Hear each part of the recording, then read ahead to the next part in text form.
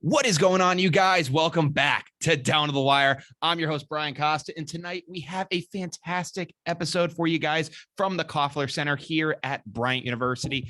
Obviously, we got a lot to talk about on this show. We're going to be talking a lot of basketball tonight. It's been a while since I've talked some basketball on the show, so I'm really excited to do it. We're going to be talking about the Boston Celtics and their absolutely ridiculous run that they are on right now, along with Kyrie Irving now being allowed to play at Barclays Center as Brooklyn has now changed their vaccine mandate. But first, we're going to start with some Bryant basketball, and there are two poignant topics I want to talk about. One is the future of Jared Grosso, but before we get into that, we're gonna begin with Peter Kiss declaring for the NBA draft.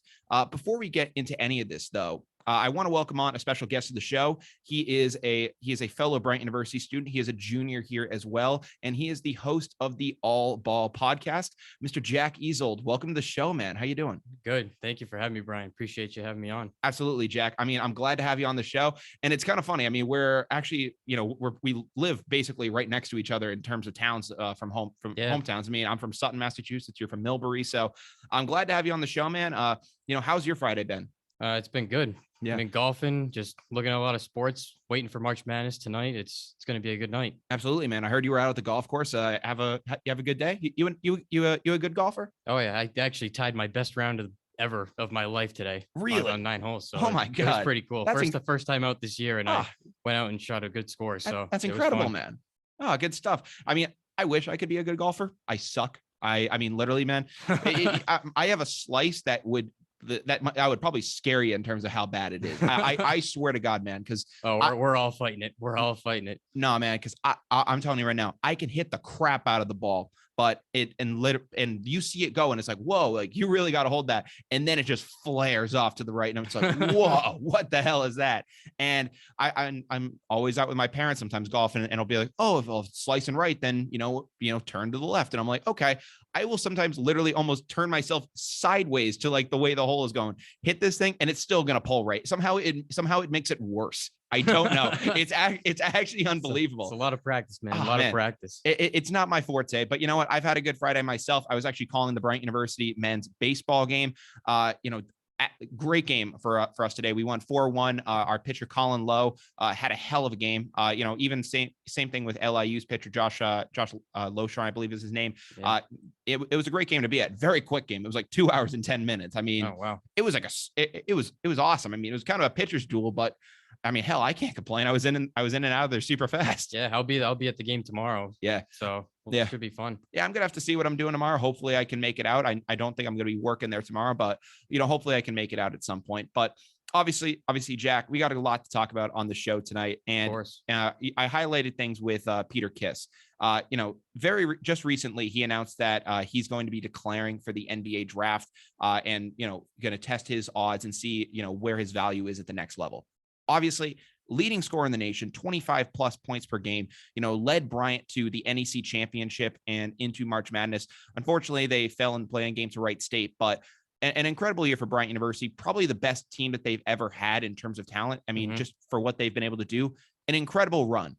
But at the end of the day, this is the NEC, and people are wondering, what is Peter Kiss's value at the next level? And I kind of have to wonder, where does this kid line up? It's, this is his third school. He's, I think 24 to 25 years old at this point. So he's in an older class of guys. Where do you see his value at the next level? I mean, as you were just talking about with speaking of the NEC, I mean, these teams in the NEC at the bottom of the NEC, especially, they're some of the worst teams in college basketball this year. I mean, I think Fair Dickinson and Central Connecticut, like those teams, they're ranked like mid 300s and Ken Palm rankings and stuff. So I mean, they're some of the worst teams in college basketball this year. I'm surprised some of them even show up on the Ken Palm rankings. Yeah, to be frank with you. Like Fair Dickinson, like they came in with their mascot dressed for one game, and he ended up going in one game. Oh my in their goodness. last playoff game, in the NEC tournament.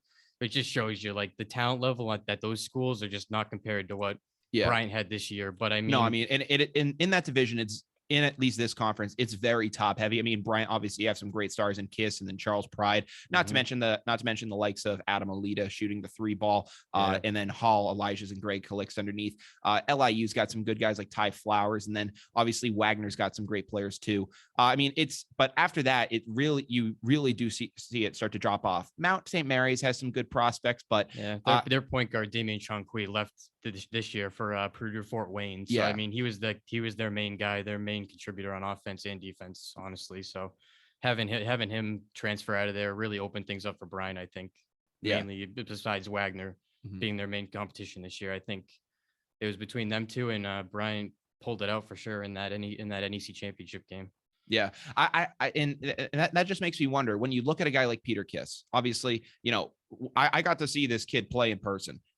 I mean, and I say kid because I'm from Massachusetts, and I say it about everyone. I'm not saying that about his age, but he is a full-grown man out there, and he's a monster. I mean, and the stuff that he does, you don't think that he's just physically looking at him, it's like, oh, this kid can't throw down a reverse dunk. This kid can't, catch a lob from half court, and he's doing it. And it's freakish. I mean, it's insane what this kid does with the basketball in his hands.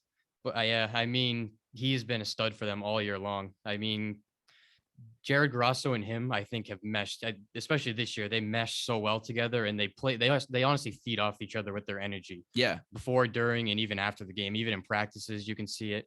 I mean, Peter Kiss, his value going into the draft, I have questions about him still. Mainly solely because of the NEC as a whole. I mean, the amount of shot attempts that he would get off during a game just because of how fast they would play and stuff like that.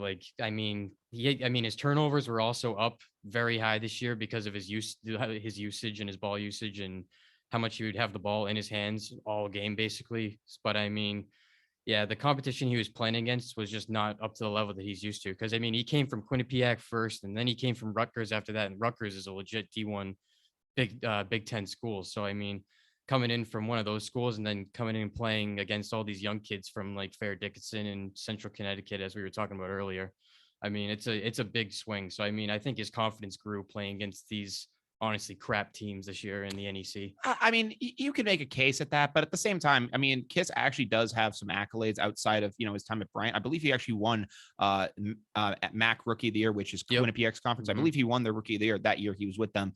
And from there, that basically kind of gave him the ability to search out a school like Rutgers and say, hey, let me look at you guys and come there. So, I mean, he's shown that he has been able to have success at the D1 level. It's not like he was kind of just like, riding the bench for like a long time, and then Bryant came along and he was like, all right, yeah, I'm 25 and I can just, ball on these guys. He's had the ability to do it for a while, but it's, I think it is also circumstantial and where he, what schools are willing to give him that time. Yeah. I mean, in terms of the draft, since he just declared, I mean, I'm looking at the mock drafts here, and the mock drafts that I've trusted the most and that have been the most accurate over the past couple of years that I've seen. Yeah. And we're seeing guys like Isaiah Brockington, who is actually playing tonight versus Miami for Iowa State. Okay. And he's their best player, offense, defensively. He should be drafted. I mean, but he's projected to be the last pick in the draft. Wow. And then you got guys like Keon Ellis from Alabama and all these guys, Cameron McGusty from Miami, who's also playing tonight, Travion Williams for Purdue, who just scored 22 on Texas the other day. I mean, these are all guys that are going really projected to be really late in this draft. And they're playing in the top conferences in the country compared to the NEC. So I think, I mean, when I'm putting my mind or putting my head like in the head of an NBA scout, I'm thinking the competition that he plays. I mean, everybody knows what Peter Kiss can do now because he's been shown on national television everywhere. Everybody knows who he is now on social media. People have looked up his highlights. People know about Bryant now too. So, I mean, maybe for good and bad reasons with that. Exactly. I was going to get into that too, but I mean, his stock in the draft is just, I don't think it's looking too well. I mean, I would love for him to get drafted. Don't get me wrong. I mean, you know what that would do for Bryant University? Yeah, I mean, that would be a very big deal for Bryant basketball wise going forward. But I mean, I hope he could get drafted. But I mean, with the looks of things and how stacked this draft class is this year, and the thing with this year is there are a lot of juniors and seniors that are getting drafted early and late this year, which usually is kind of uncommon nowadays in the NBA draft. because now you see it's all one and done freshmen, two and done sophomores that are all there. So now, I mean, to see a fifth or sixth year, I forgot what he was, fifth or sixth year senior, Peter Kiss come out of the draft and come out of the NEC. I don't know. I'm not buying it that much. I mean, I wish it would happen, but I'm just not buying it. Yeah, I mean, listen, and you're talking fifth or sixth year guy. I mean, Peter Kiss has been playing college basketball since the 2016-2017 season. We were sophomores in high school when that happened. So when this kid when he started here, we were sophomores in high school, and now he's still playing and competing at this level. The issue is, obviously, when it comes to the NBA, it's not like the MLB draft where there's like 60 rounds, or like even like the NFL draft where there's 7. There's 2 rounds, 60 picks. That's it. And not only are you competing against the best college competition, there's also some international studs that are balling out overseas that are also trying to get attention. So, I mean, it's not just like saying, oh, is Peter Kiss a top 60 college player right now, and draft eligible college player, and people can maybe be like, oh, yes or no. Like, you have to compete with that overseas market too, which is huge. I mean, you look at guys like Giannis Antetokounmpo, just to name one great example. I mean, when they come over here, like, some of these international guys are unbelievable. So, I mean, you have to, the fact that you have to compete with that too is really tough. Yeah. I was actually watching the JJ Redick's podcast on YouTube recently, and he's talking about, and Luka Doncic was on his podcast, and he was talking about the international leagues and European leagues versus, like the NBA. And he talks about how the rules are so much different over there, and how it's so much harder to score, and the time differences and the shot clocks and all that kind of, and all the rules, the foul rules and stuff. Yeah. And Luka was saying how it's so much easier to score over here in America with all the foul rules and all the different rules at all the different levels, that it's easier to score over here. So, I mean, people take that into account when they're looking at all these young prospects overseas, because they play a different style of defense. They play a different style of basketball over there, and it can definitely translate into a more successful player over here, like Giannis and Luka. Yeah. Well, I mean, over in Europe, they're actually still playing basketball. But we have 2-hand touch, apparently, basketball here now, where, I mean, you can't even put 2 hands on a guy because you're going to get a flagrant. So, I mean, it's ridiculous. And I mean, American basketball, it used to be like, oh yeah, you want to play real tough things, go to the NBA, and you're really going to, face a beating. And yeah, it's going to be difficult, but you're not going to face the beating that you faced in like the 80s and 90s when guys would just physically abuse you down low. Yeah.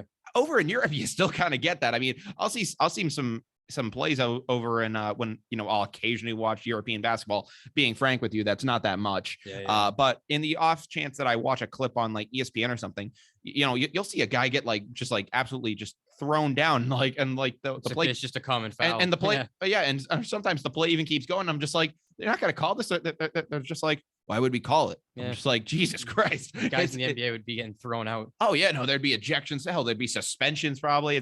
It's nuts. But so yeah, obviously a guy like Kiss, you have to compete against that talent too, which is very difficult. And a lot of people are also wondering, speaking of Europe, is Europe a possible place for Peter Kiss to go? And a lot of people are saying that has a great chance of happening. Yeah, that's honestly the main thing I've been thinking about all year, because I mean, when everybody first noticed Peter Kiss outside of Brian, obviously, like we've been to most of their Brian home games, and we see what Peter Kiss can do and what he's capable of. But when I was first thinking about it, and I know that this draft class was stacked, I was thinking he's got a really good shot to go overseas and play somewhere, because I think his style of basketball fits perfectly over there. Oh yeah, I mean, dude, it's going to seem like a very stupid comparison, but Jimmer Fredette, obviously Shanghai Sharks legend, Jimmer Fredette.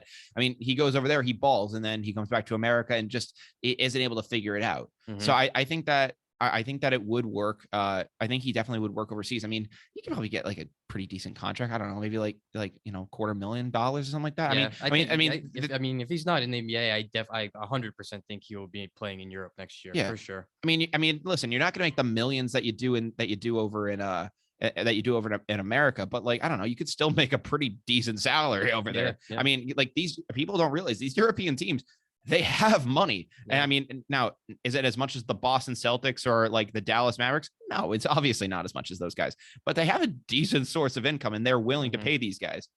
Yeah. I mean, yeah, it's going to be interesting to see. Peter Kiss he's he's unlike any other player I've ever watched before or seen before in college basketball. I mean, he's got a certain attitude and swagger about him that's just, I don't know if it translates to the NBA, because I know Jared Grosso tolerates that, and Jared Grosso likes that because Jared Grosso also played like that. Peter Kiss reminds Jared Grosso of himself, like they remind each other of each other when they're playing, because Jared Grosso still coaches like how he used to play. Like he's aggressive, he gets in people's faces, and he's always talking and loud. Yeah. Like same with Peter Kiss. Well, it's funny because I mean, you're talking about Grosso's relationship with Peter Kiss, and I think during the ESPN broadcast, Grosso went on the record as saying, yeah, when we had to, I think when he was at Iona, and he said, yeah, when we were coaching as Peter Kiss, you really don't like the guy, but then when you have him on your team, you really like the guy. I'm like, okay, yeah. So I mean, yeah, they obviously do have a relationship there that has helped them, be really solid. And I do have to agree with you. I think that Europe is probably the best situation, at least right now. I mean, hell, maybe give it a year in Europe or something, and maybe a team comes knocking on your door. Maybe we have another, player shortage. I mean, who knows if there's another COVID variant that takes out half the league again. Yeah. I mean, and anything could really happen. And then, a guy can get his shot, or, hell, even a team maybe gives him this shot because they say leading scorer in the nation. I really don't know what it's going to look like, but the reason I think that Europe has it too is not only do they have not only do I think his play style fits better over there, they also have a shorter 3-point line. Yep. So, I mean, and, the college 3-point line obviously is significantly smaller than the NBA. Europe is probably a little bit further out, if not the college 3-point line. So, I mean, Kiss was a 29% three-point shooter this year. That's actually down from what he was the year before. I think he was like 40 something percent. So I think if you get him over there, he could really ball out. And I'm excited to see what's next for this kid. Yeah. I think most of how you just said, his 3-point percentage of this year, how it's down. I think that's mainly due to the fact that his shot volume just increased so much this year. Yeah. I mean, he's shooting. Last year in 2020, he shot 11.5 shots a game, and this year he shot 21.5 shots a game. So just a drastic difference. So I mean, more misses are obviously going to come from that. But I mean, yeah, something I was seeing from that too is that apparently what led to it this year is that in 2020 to 2021 season, and during that year, a lot of Kiss's threes were on more catch and shoot opportunities, whereas now the offense really, drove ran through him. So he would either maybe get ISO situations, have to pull up, and those shots don't always go down. So I think that probably led to it too. So I think if they know how to, run the offense through him, maybe get him, alone, and then get him in a catch and shoot situation, you could have a pretty interesting interesting player on your hands. Yeah, I think he's definitely there's gonna have to be some luck involved with that for sure. I mean, he's gonna have to find a coach that's gonna understand his play style, understand his personality, and then I think he'll have success. But I mean, if he can't find a good match, like in Rutgers, there was just not a good match for him with him and the coach. So I mean, if he finds a good match anywhere, even if he somehow gets drafted in the NBA or if he goes overseas, he's going to have to find a good match and a good fit with a coach that likes his play style. I do agree with you. I think a coach it's very necessary for him to succeed in the next level. Obviously he came to Bryant and him and Jared Grosso meshed, and that was a great coaching fit for those two. Staying on coaching, obviously, and staying on Jared Grosso, there have been some rumors as to what his future is going to look like now that the season's over. Obviously, he came into this program when they had 3 total wins, I think, in 2017, and in the 4+ years that he's been here, he took them to the NCAA tournament. You can't do any better than that. I mean, because of him, we're building a new basketball arena for 2030. Yeah, so I mean, Jared Grosso has changed the culture of Bryant basketball, and you can't ignore that. But with that, and with changing the culture, also comes the fact that other teams are now going to, have their eyes on you and say, hey, if that guy could do that for that little school in Rhode Island, why can't we take him in? And one of those schools that I thought was going to be on the radar of Jared Grosso was UMass Amherst, along with URI. URI obviously ended up hiring a new coach. And then I was thinking, UMass, it makes a ton of sense for Jared Grosso to go there. Obviously, they're not that great of a basketball program, but again, hell, neither was Bryant. And my thought process is Jared Grosso goes in, he does what he did with Bryant at UMass. And if he's able to make a legitimate college basketball team in Massachusetts, that's revolutionary. Yep. And I mean, UMass has only made the tournament once this century. If he was able to get them into the tournament and, hell, even win a couple games in there, I mean, the coaching opportunities that could come from that, I couldn't even think of it. I think you could get really big opportunities if you were to do that. Yeah. What When I'm thinking about Jared Grosso moving or not moving, I think he's too deep into Bryant at the moment. Mhm. I mean, he built the culture and he built up a huge program, and I think the big part of it for him was the recruiting process for him. He recruited all these guys. He's got two more transfers that are probably going to end up starting next year. Yeah. Coming in from big schools. So I mean, he's done so much time and effort and put so much love into his recruiting process at Bryant that I don't think he will want to quit on that now and move somewhere else where he's going to literally have to start that all over again at UMass, because UMass literally just lost their best player, Trey Mitchell, and he went down to Texas. But yeah, but I mean, at the same time, who knows if and the reason we're bringing up UMass obviously is because UMass today hired Frank Martin, former South Carolina Gamecocks coach, to be their next guy, and obviously that's a very interesting move there too.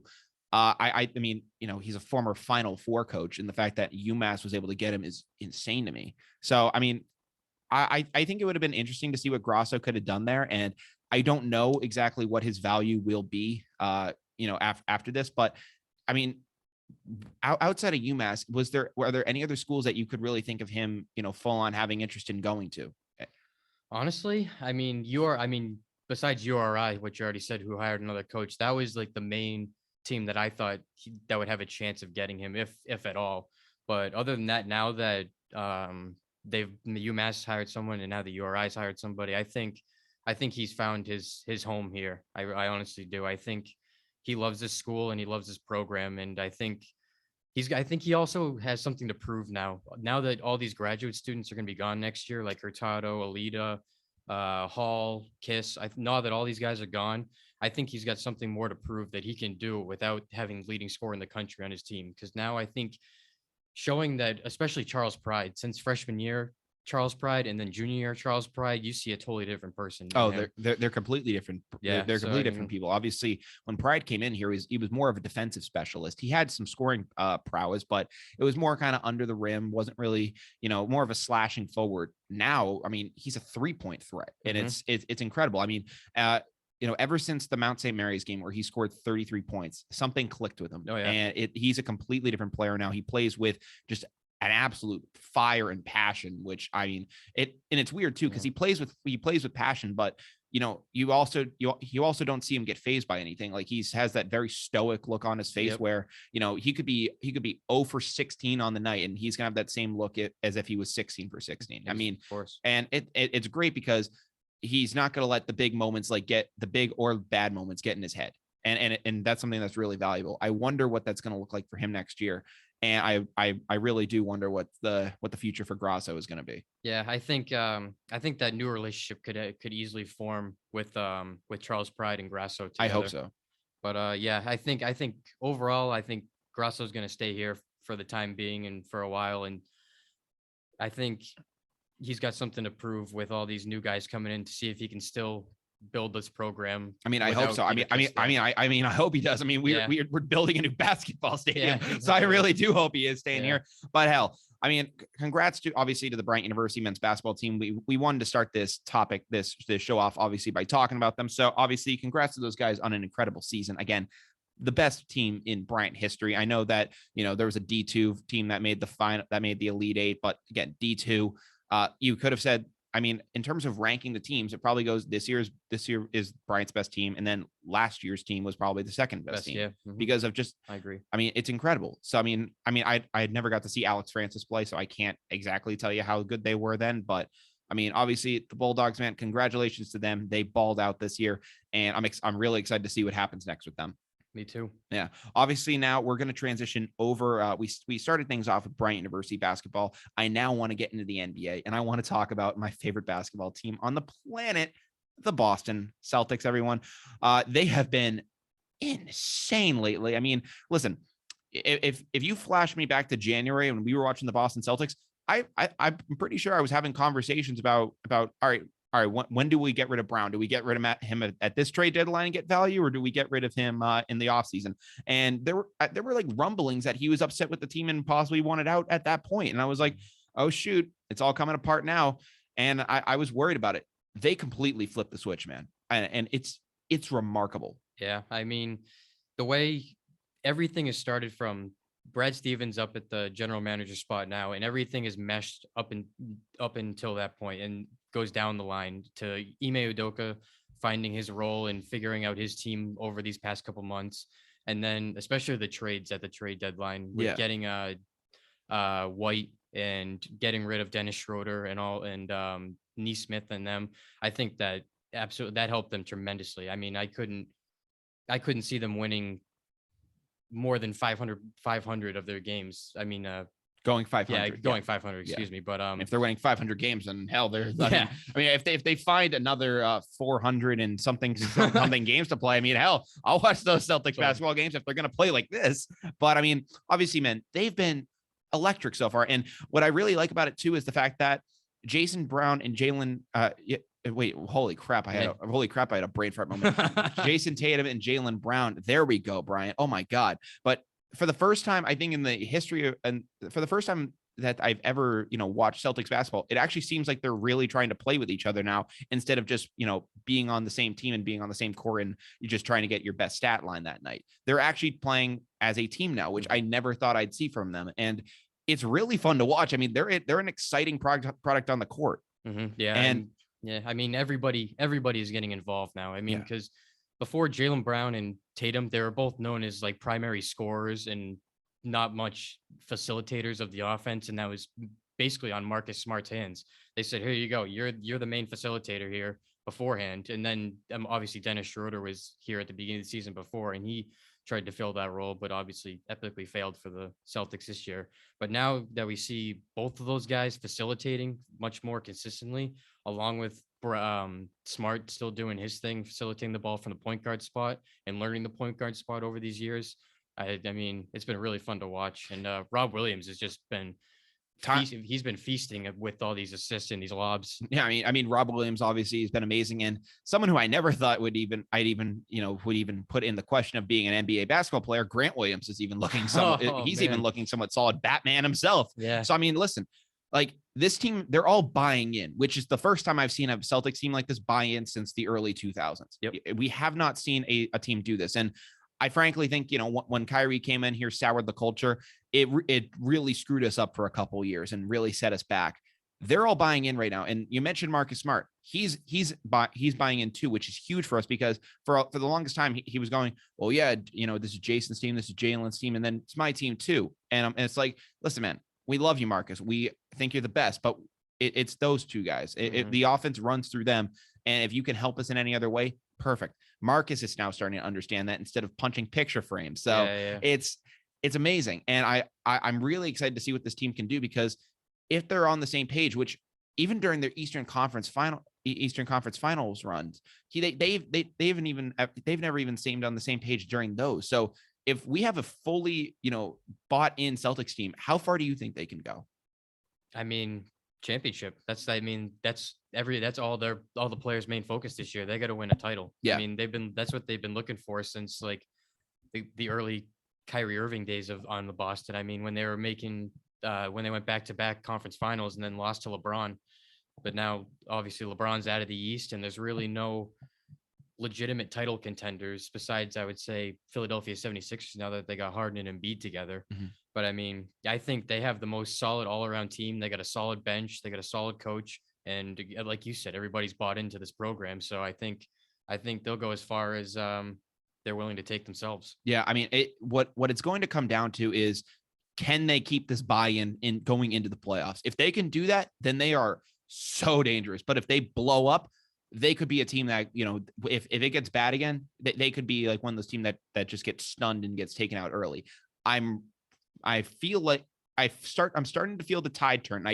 I'm starting to feel like it's going to be less and less of that. They're very interesting to watch. And I don't know, man. I think a title run, or at least just a finals appearance, is actually realistic this year. It actually has the ability to happen, and I'm shocked about it. I mean, obviously Jason Tatum is playing like a top 5 player in the league. NBA TV actually had him ranked 4th in their MVP rankings. Finally. Yeah. So, I mean, like, he's actually starting to come around and play like that. And I'm like, all right, we have something here. Like, if these guys can actually, buy in and be willing to I for lack of a better word, trust the process and move forward. I'm really stunned, man. I'm at a loss for words. Yeah, I mean, they just continue to beat up on these really, really good teams, these solid teams that have been playoff contenders for a long time. The way they took out the Jazz, it was like a shooting clinic. Yeah. I mean, they were nuts. And then the Warriors before that, while we were on spring break, I mean, Curry obviously got hurt in the first half, but I mean, we're still destroying the Warriors. I mean, it's just every win like that is just building the confidence more and more that they could just win the whole thing. Yeah, I mean, it's really building right now, and I do wonder what it's going to look like. And I mean, what is really separated this Celtics team and what I think has caused the buy-in is, obviously we're talking about Jason Tatum, Jaylen Brown, and their accomplishments. They have, I think when they started their career, they had a very similar temperament to Carmelo Anthony, where it was like, oh, I want to get my all-star appearances. I want to get my first team and second team nods. I want to get all this. And now they've gotten a couple of those, and they're looking at each other, and it's like, okay, we're still pretty young. And I'm glad that it's happening now rather than when they're 33, 34, and they're like, oh, shoot, we're exiting our prime. I'm glad it's happening in their early 20s because they're saying, all right, we've had this success. We've gotten to all-star games. What's next? Like, obviously the championship is next. And just to be frank, guys, if that's what defines you and will keep your legend going on. I don't care that you were a 6-time NBA second team player. I really could not care less. I mean, you could bring up some random player who was on the second team a bunch, and I will never even know who they are. So I'm just like, the championship is all I care about as a fan. It's all I've ever cared about. And I'm like, if they're actually have their eyes on it now, and they're as committed to getting a championship as they are to getting an all-star game nod, who knows, man? It's crazy. I mean, one thing that's really surprised me about this team this year, I mean, when Ime Udoka came in with new guy, or younger coach compared to the rest of the league. Yes. But I mean, I was not expecting their defensive efficiencies to be this spectacular. I mean, oh yeah, no, first in defensive efficiency in the league, first in 3-point defense in the league, and first and second 2-point defense in the league. So, I mean, everything is clicking on all cylinders for them right now. No, I mean, they've been absolutely astonishing on defense. They're the best defensive team in the league this year. And what's interesting about it is Stephen A. Smith was talking about them. And it was like a little soundbite I heard when, I was listening to 98.5 The Sports Hub, and they played a little Stephen A. Smith soundbite.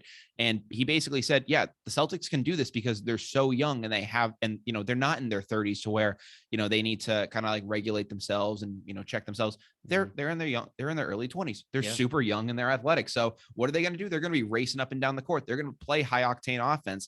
And he ended up saying that he believes the playoffs will make them more dangerous because in the playoffs, everything kind of slows down a bit.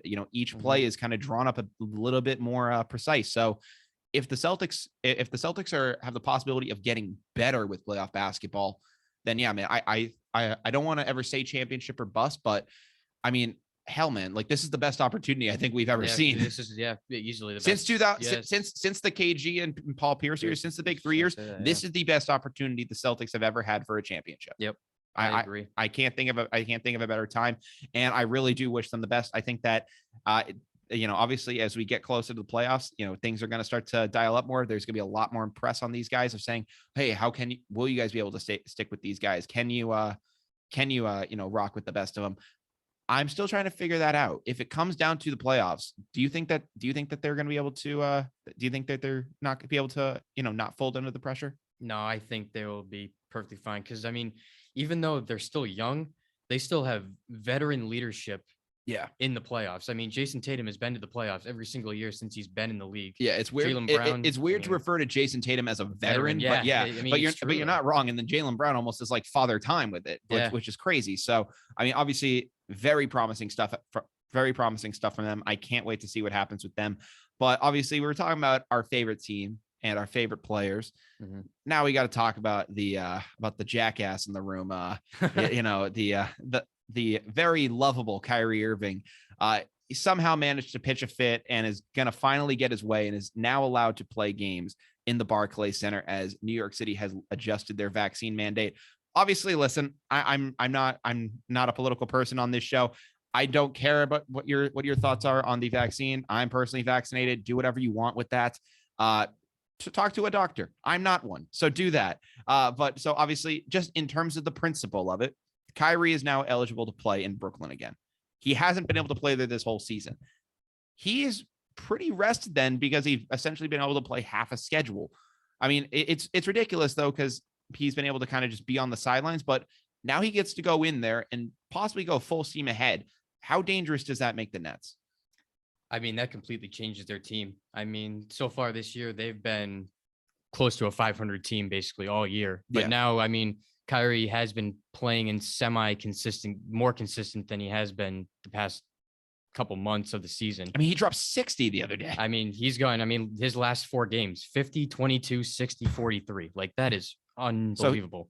So he's heating up. And I'm like, okay, this is pretty scary because, when Kyrie went to Brooklyn, it was more facilitated through Kevin Durant and James Harden, and Kyrie almost kind of had like a point guardish role. I mean, he's a point guard, so duh, but no, more of a distributor role is what I meant to say. So, but the fact that Kyrie is actually scoring at will is pretty scary for the Brooklyn Nets. I mean, if they're able to actually get this thing going with him, I mean, I think it could be a real problem for the Boston Celtics if, the Nets squeak in with a lower seed and have to face, let's say the Celtics either get the 1 or the 2 seed. If they have to face Brooklyn in the first round, I mean, that's hard. That's not a cakewalk. I don't care if they have Ben Simmons, who I think is wildly overrated.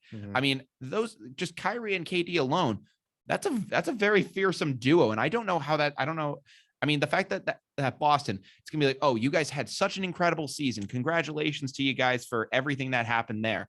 Boom, you're right back and you're facing Kyrie and KD. And it's like, oh, what, we don't get like a quick lap. We don't get to face like the Bulls or Cleveland or any of those guys. It's like, nope, welcome. We're throwing it into the fire. Welcome to the playoffs. That's something that makes me nervous. And I mean, obviously teams like Philadelphia, teams like Milwaukee, and those teams that are more, have made deeper runs in the playoffs. Those are obviously teams that scare you. But again, Kevin Durant, no one wants to mess with him. Yeah, I mean, nobody can guard Kevin Durant in this league. He's probably one of the most epic scorers of all time, if not the most epic scorer of all time. I mean, he just gets any shot off with ease, no matter who's guarding him, whether they're 7'2" or whether they're 6'5". I mean, he's going to score over everybody and around everybody. But I mean, in terms of the playoffs, if the Brooklyn Nets end up squeaking a playoff spot and then play the Celtics, I mean, it's going to be a tale of offense, 2 of the most prolific scorers in the league in Kyrie and KD, and then you're going to bring in the best defense that we've basically seen the Celtics ever have. So I mean, take your pick. I'd be ready for a war. That's all I'm saying. Yeah, it's going to be fun.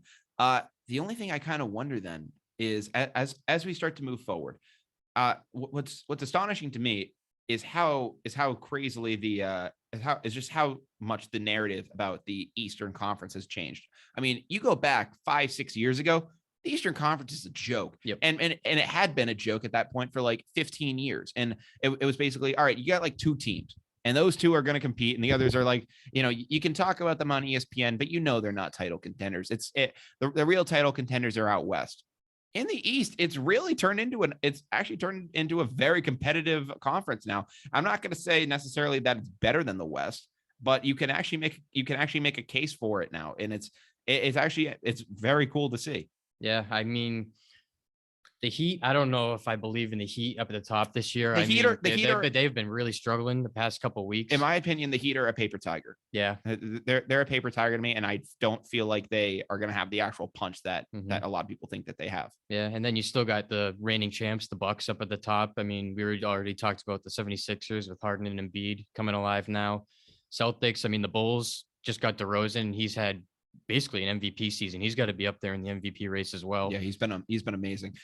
So yeah, when I look at the Heat, obviously completely different play styles, completely different types of teams, but it reminds me of the year that the Celtics with Isaiah Thomas and those guys won the Eastern Conference, and everyone was like, "Oh my God, the Celtics won the conference! Wow!"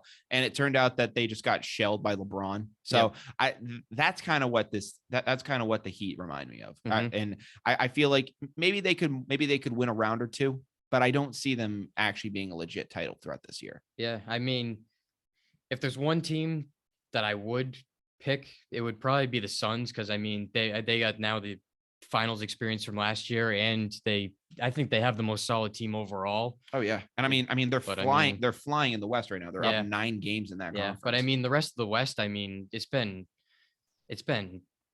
basically like the East, how we were just talking about it, and how it's kind of a wasteland. It was like yeah, it is. But I mean, the Grizzlies being the second seed. I mean, I know John Morant is like legit this year. He's a man. I mean, John Morant, obviously, he's the real deal. But again, the fact that they're the second seed is nuts. I mean, the Lakers too. I mean, we could do a whole show on them, just like falling out and being the 10 seed right now. So I mean, it's crazy.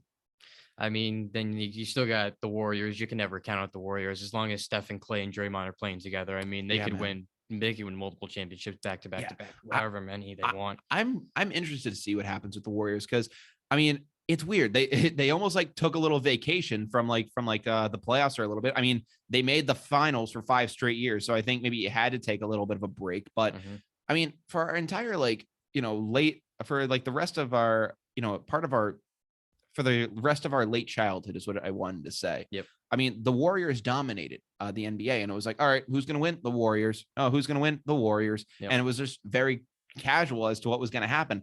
And just like the Patriots, like they were always just a constant.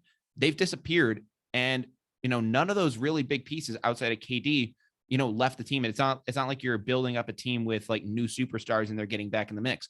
Steph Curry's still there, and he's still able to perform. Klay Thompson, congrats to him for finally getting back out on the court. I mean, he's starting to come around. Yeah. And then Draymond Green is still a good piece if you're on a playoff contending team. So I mean, it's incredible to see what they're going to do down the stretch. I mean, if they can get back and win a championship at either this year or within the next couple, I mean, that's gonna be insane to see. Yeah, that'll be legacy changing for sure for all those Warriors guys. But I mean, going back to the Eastern Conference here, I mean, I'm not really seeing much competition for the Celtics. I mean, bias aside, I mean, we're both Celtics, we're huge Celtics fans here. Absolutely. But I mean, the deepness of this team and how they perform, especially at home when they get home games. I mean, they have the second best home record in the East right now. So, I mean, the TD Garden's always riled up for these playoff games. I mean, I've been to a couple Celtics playoff games in the past when they were playing LeBron and the Cavs. Really? I mean, and that was some of the most epic experiences of the sports in my life. Yeah. Like the place was just absolutely insane. So I can only imagine what it's going to be like this year when they have a legit squad and they're going to be a pretty high seed going into the playoffs. Yeah. Cause I mean, like for the first time in a long time, the Celtics are likable. I mean, they, for a while, I mean, you like the Celtics and they're in the playoffs and scary Terry and all that stuff. But deep down in your heart, it was always like, something just doesn't feel right with these guys.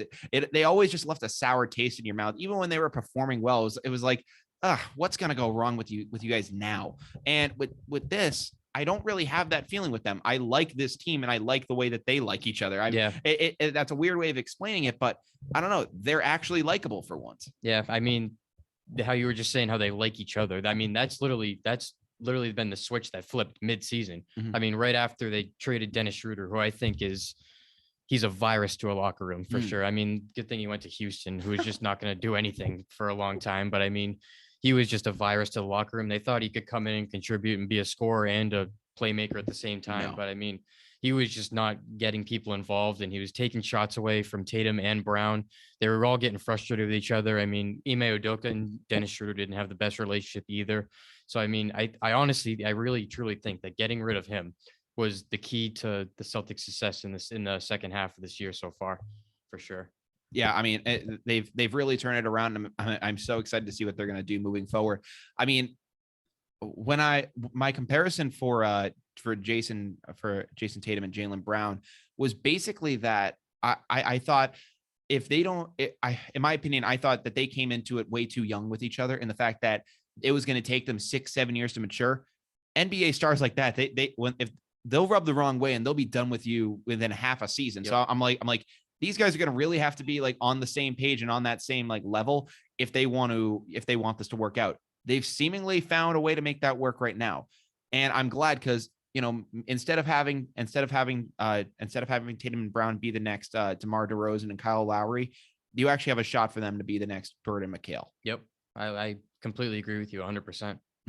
Because that was my fear for a long time, is that they were going to just be a more talented version of Kyle Lowry and DeMar DeRozan, to where, you can make noise in the playoffs. Oh, you're a regular season stalwart. But then it comes to the actual big games and you fall apart. I'm starting to actually get on board with the Celtics team for once, which I never thought I'd say, and I cannot wait for what is next. Yeah, me too. I mean, these playoffs are going to be crazy. truly hope that they can make it far and hopefully get a championship for Boston. We can go back to another parade. Yeah. It's been a while. I have been waiting on a parade, man. I mean, listen, I went to the St. Patty's Day parade on Sunday. Fun. I mean, very fun. I mean, the train ride was awesome. Like all the festivities and the rails were awesome. It was a great time in there. But a sports parade, yeah, it's unlike anything else. I mean, dude, the trains going in, everyone's up, everyone's cheering. You know, you're high-fiving people that you'll never see again in your life. It's a magical day. And I remember when the Red Sox won, there was, you know, they had their parade, and then the Patriots won like a couple months later. It was like, wow, we're on a roll right now. And then the Bruins were in the Stanley Cup Finals, and it was like, hey, end the drought. Yeah. And people were like, hasn't even been 100 days. Like, what are you guys doing? This is ridiculous. And now, I mean, listen, we're greedy. We've had so many titles, and I'm not saying we're in a title drought, but listen, I'm going to be greedy. I want another parade. I want another title. I want to go celebrate again. So hopefully we can actually see them do that. But Jack, unfortunately, man, we are now officially down to the wire, which means that we're going to wrap up everything we talked about in this episode and send you beautiful people on into your weekend. Obviously, we started things off by talking about Peter Kiss declaring for the NBA draft. We talked about his NBA odds, as well as his odds fitting over in Europe. Kind of we're able to get into some different opinions there. Overall, wish Peter Kiss the best of luck at the next level, and I hope that he succeeds anywhere he goes. After that, we talked about UMass basketball hiring Frank Martin to be their next basketball coach and the impact that has now on Bryant's head coach, Jared Grosso. UMass was a rumored destination for him. After that, we talked about how legitimate of a postseason threat are the Celtics this year. And, obviously we talked about Jason Brown. Jesus Christ, what is wrong with me? What's wrong with me? I swear I've been in such a funk lately. I gotta get myself right. But listen, we talked about the heroics of Jason Tatum and Jaylen Brown. They've been absolutely outstanding. And I can't wait to see what's next from them. And then we also talked about Kyrie Irving now being allowed to play in home games as the NYC vaccine mandate has been rolled back. Great episode today, Jack. Thank you for coming on the episode, man. I really do appreciate it. Yeah, thank you for having me, man. I appreciate you. Absolutely, dude. I'm, for anyone, I'll let you plug your podcast before we wrap this thing up real quick. Yeah. So my podcast is the All Ball podcast here in the same studio at Bryant University. Every show drops once a week, every Friday afternoon. We talk all ball. So we talk basketball, baseball, football, NCAA basketball. We're all about ball. So you got to come check us out. We're on Spotify and we're on Anchor. In case you're checking that, in case you're wondering, that does not include hockey. It's all ball. Yes. All no ball. hockey. So be aware, all ball. That is the main premise of it. But thank you guys again so much for listening. If you're trying to find Down to the Wire and you find the show interesting, you can find us on all streaming services, whether that be Spotify, Apple Podcasts, Google Podcasts, and more. You can also watch the video stream of this show on YouTube, and you can find all the links to that in our Instagram bio. Our Instagram is at down.tothewire on Instagram. Again, at down.tothewire on Instagram. If you've been listening to this show live, you've been listening to WJMF 88.7 HD2 Smithfield, Providence, or you've been tuned in at WJMFradio.com. Thank you guys so much again for listening. And from Down to the Wire, I'm Brian Costa. I'm Jack Ezold. And we hope you have a great weekend. Take care and peace out.